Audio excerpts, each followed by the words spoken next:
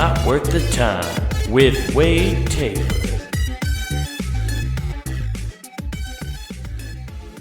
What's up, everybody? Welcome back to Not Worth the Time. Wow, what a doozy of a 2 weeks it's been, hasn't it? Haven't you guys just had some crazy up and downs and all sorts of fun stuff going on? I have to congratulate the Houston Astros, which pains me. You know, I wish the Phillies would have won, because then I could have said I saw a World Series team this year. But instead, I got to thank a cheating organization. I have to thank a bunch of cheaters or congratulate them. I don't have to thank them, thank God. I just have to congratulate them. So, good on you, whatever. Fucking Astros, god damn it. So, that's news. That's how you know when this podcast came out. Anyway. It's been a doozy of a couple weeks, though, guys. This weekend was jam-packed for stuff. I had to go back to my hometown. Went back and hung out with people. Did the baby shower. That's always fun. Celebrating a new life coming into the world. Making changes. Watching your friends grow up and become parents. It's a good time, you know. And it was just an interesting experience. It was nice to watch them unwrap gifts. That's the first time I feel like I've been to a birthday party feel, you know? Like when you go to a wedding and give gifts, you never have to watch your friends unwrap the wedding gifts. They just kind of put them on the table and they take them home and they do their little dish out later. They send cards later. That's the whole deal with a wedding, you know? I didn't know. I've never been to a baby shower, I don't think.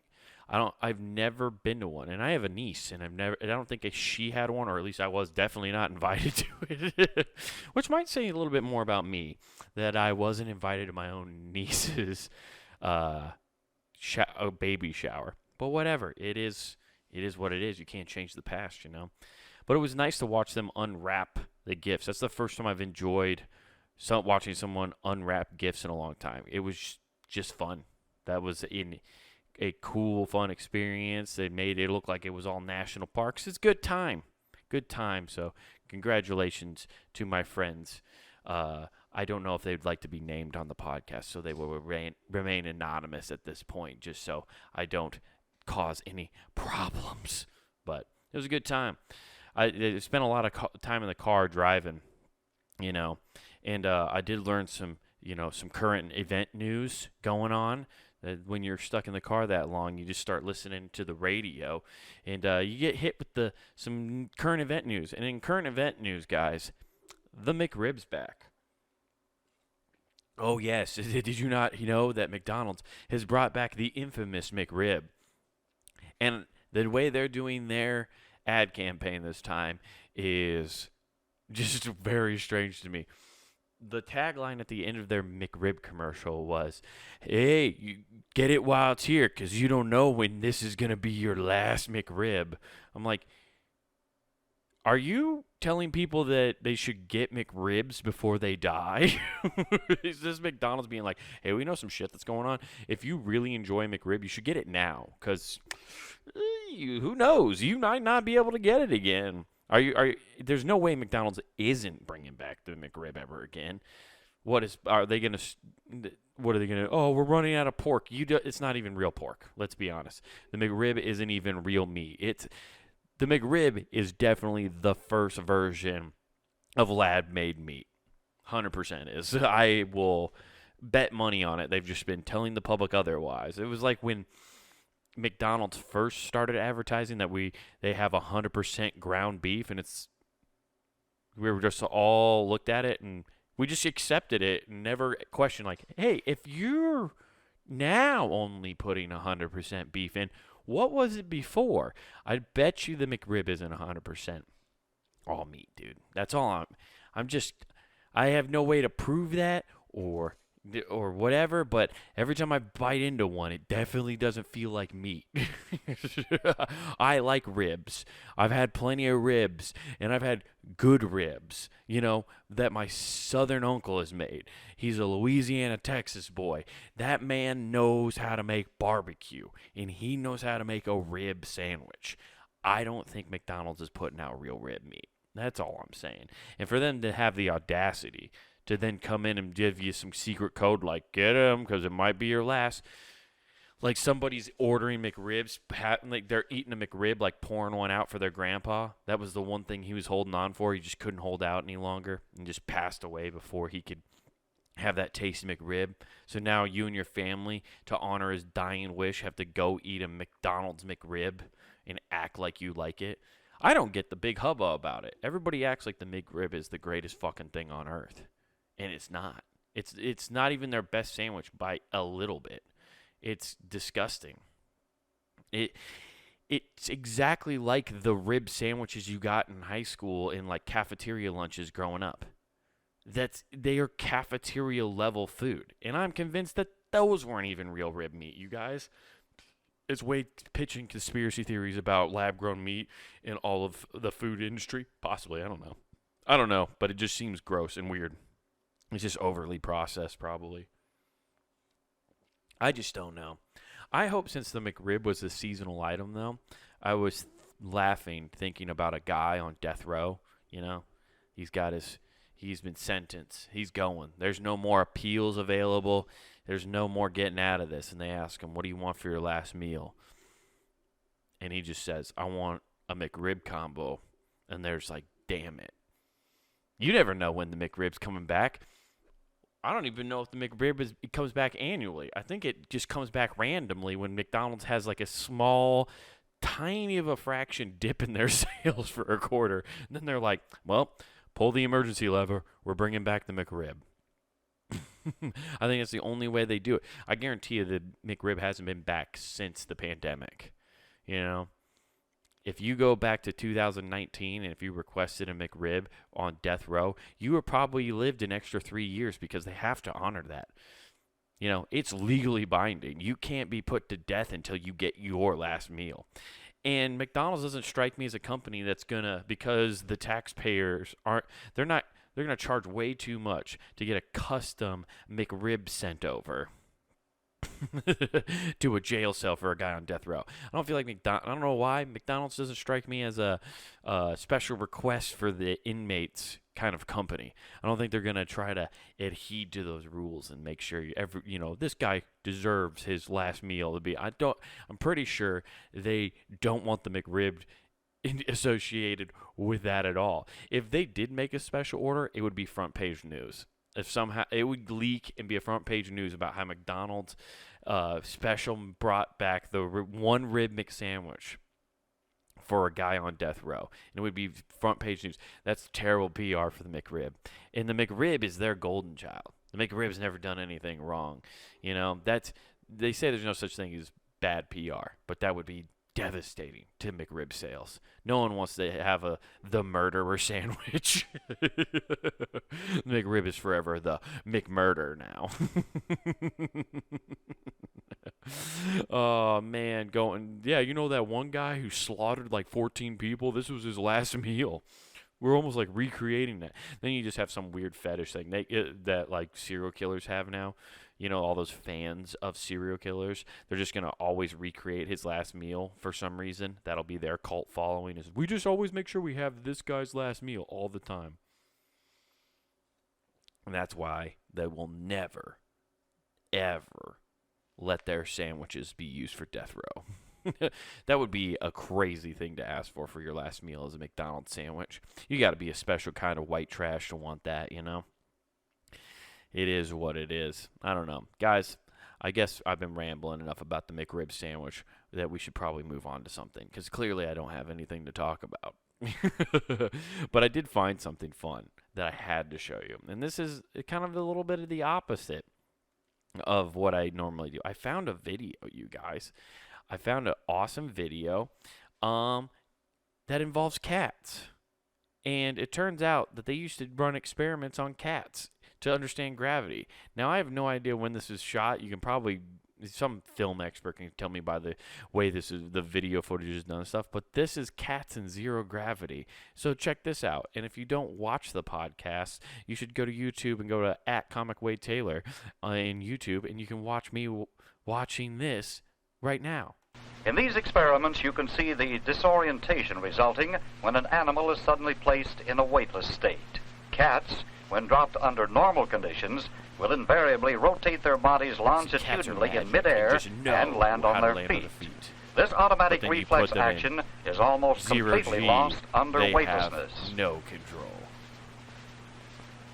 Look at that. That cat doesn't know what to fucking do. He's all fucking fucked up right now. This cat's like, what? No, I hate this. They have the electrical current. Pigeons normally keep their bodies in a horizontal axis while in flight. Okay, I had no idea pigeons were involved in this video.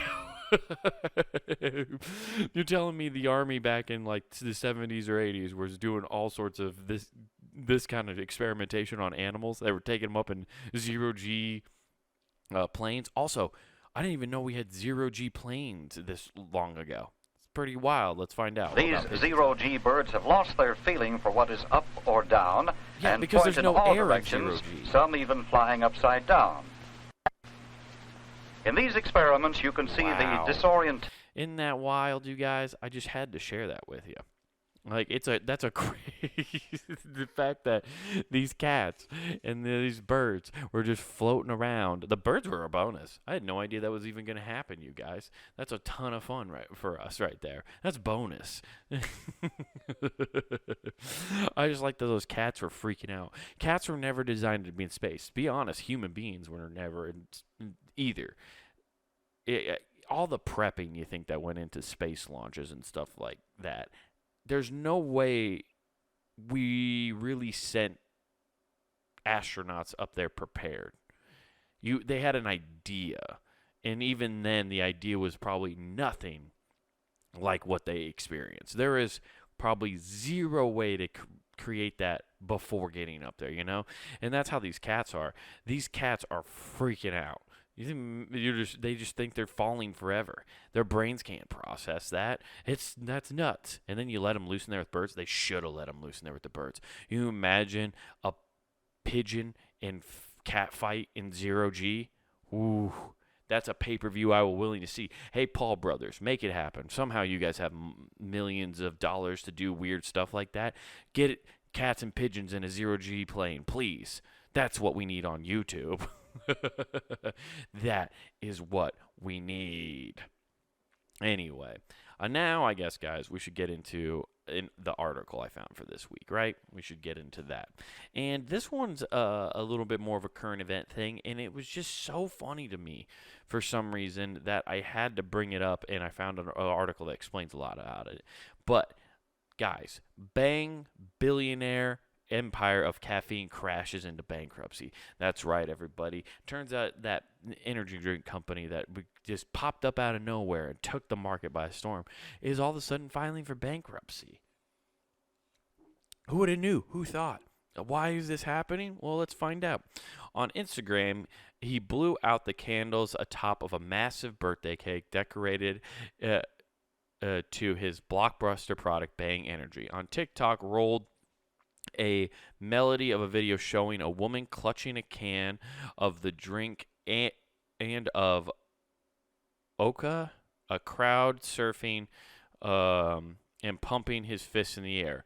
But cheering posts for Sunday, which marks the energy drink's 10-year anniversary, obscured as far as smolder reality. The same day, Okwa, this is the guy who owns it, signed papers to put his company into bankruptcy protection. Bankruptcy protection? What is hopefully they explain that. I didn't even know there was a thing called bankruptcy protection. How can you file for bankruptcy but then put protection on it? I guess he's protecting himself, maybe? But I thought that's why you started a whole company anyways, so like when you go bankrupt, they can't come after your assets. I don't know. The main reason I find this so funny that Bang's going under is because the way they marketed this energy drink to people is the funniest way. Because I remember when energy drinks first came out, like Monster and Red Bull, and they did the whole extreme. It was all extreme. That's why it was Red Bull and Monster. It was marketed to extreme sports kids like myself when I was a skater and stuff.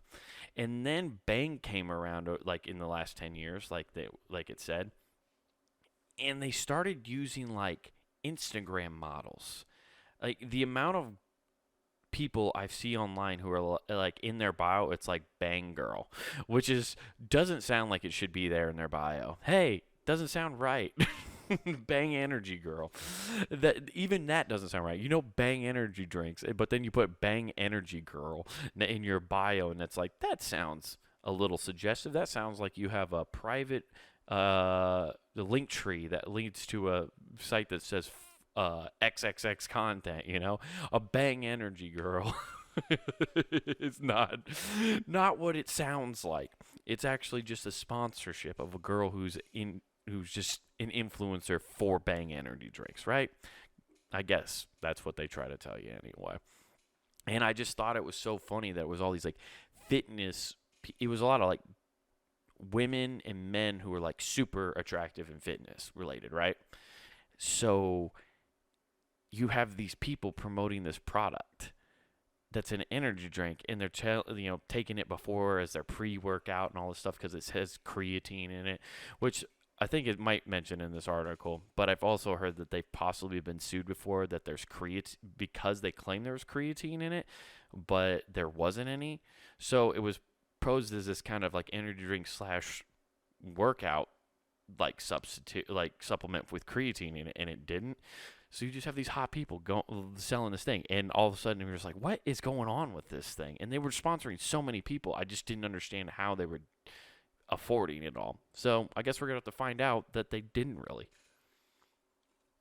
A combination of legal damages, a failed distribution deal, and a stagnant sales has overwhelmed the Miami-based energy drink maker and its founder, unraveling what some observers call the most improbable success story in the beverage industry. Dude, of course the most improbable success story in the beverage industry happened in Miami. Dude, if you have, I'm just going to give everybody a free piece of advice here. And, I have nothing to back this up other than documentaries and anecdotal evidence that I've witnessed over the years of reading about stories. Never, ever invest or give money to somebody who runs a business out of Miami, because it's either going to go belly up, it's part of the opioid scandal, or some other drug and criminal organization. Just don't invest in Miami-based businesses, okay? Unless it's Bang Bros. And that's separate from Bang Energy. Bang Bros is a porn site that is famous for the Bang Bus. That's been a foolproof business model for years, guys. So don't forget to support them. But that's my biggest piece of advice to anybody, guys. Just don't invest in Miami-based businesses. If I can just help one person by not doing that, I think this podcast I can claim is a success. If I just make sure you never invest in a Miami-based business. Court papers filed in Florida on Monday revealed that Bang's parent company owes more than $500 million in its arch rival Monster Beverage Co. and a small California juice maker. It owes another $15 million to PepsiCo. Oh, it's arch rival. Okay. They owe $500 million to a Monster Energy Co. and this California juice maker, and it owes $115 million to PepsiCo in, oh shit, its old distributor. Meanwhile, Bang share energy drink market. Shares of the energy drink market, once near 10%, now sit at just above 6%. In a statement, I don't even know how you spell his name. I'm just going to call him O. O vowed to keep his business going and said the company will emerge strong. He disclosed that the Bang leaders have Bang leaders. Dude, everything in this article, because it's named Bang, just sounds like they're talking about the porn company Bang Bros, or they're just it's just the Bang leaders. Yeah, dude, the guys who leading the country in banging are the ones that are gonna do this. Also, the fact that he's vowing that the company will come back strong. That is some energy drink salesman energy right there, or a Miami-based business, Oh, yeah, that's some Miami-based business energy. He disclosed the Bang leaders have put up another $100 million and that the firm has pieced together a new distribution network that will take over once PepsiCo stops shipping Bang energy drinks on its trucks this month.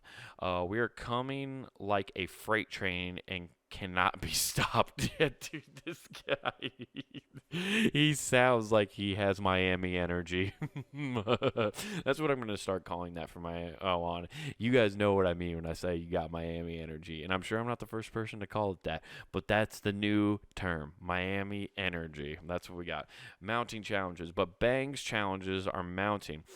Taking together the debt of Pepsi-Cola and cumulative legal damage, it could still whelm, likely swallow up most of the revenue O's company collected last year from sales of Bang Energy. It is a dominant product, according to the estimates by a dominant product, according to the estimates by Bloomberg News. The industry insider points out that the energy drink category has changed since Bang's astronomical rise beginning in 2018. See, I knew it's been around for 10 years, I guess, is when he started the company, but it blew up in 2018. I remember that, and this is what I was talking about, those Instagram models and stuff.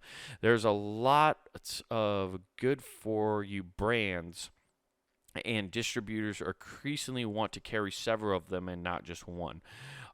Some current and former employees doubt that whose fortune is valued at about $3 billion by Bloomberg Billionaire Index, can get the company out of the mess that he landed it in.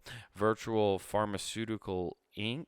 or Pharmacentrical Inc., Bang's parent, listed a total assets and liabilities as much as $1 billion each in the bankruptcy pension. Bang has been in a financial disrepair since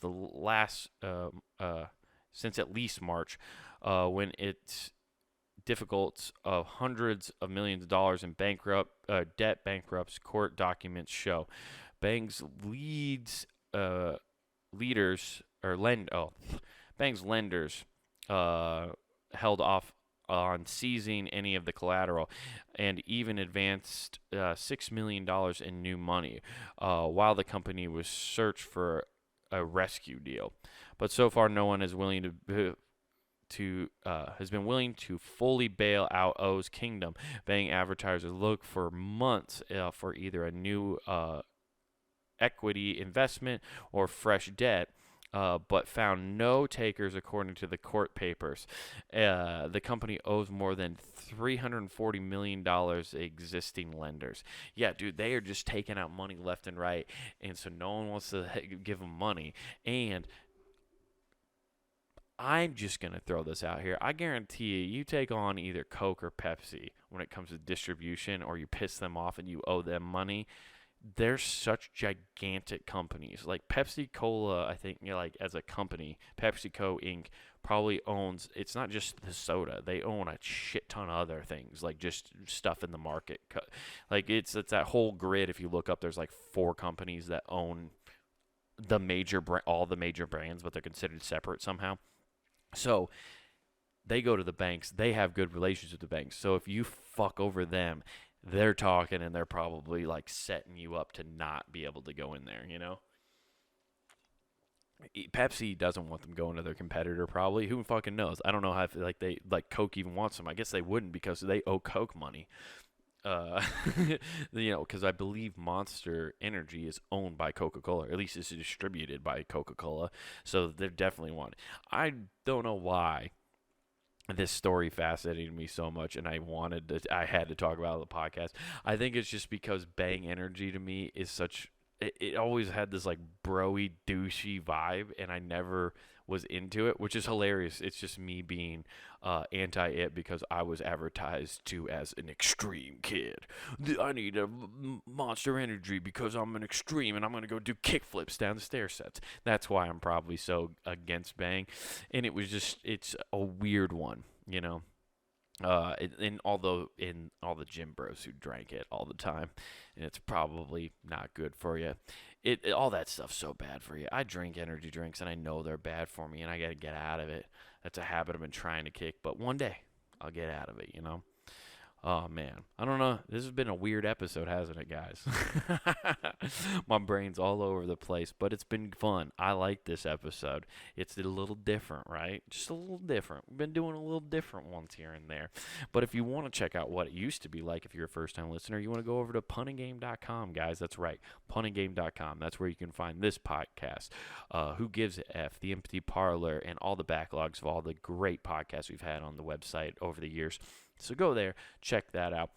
And don't forget to watch this episode, if you like, on YouTube at Comic Wade Taylor. That's Comic Wade Taylor on YouTube. YouTube has the handles now, so you can see check out the handle.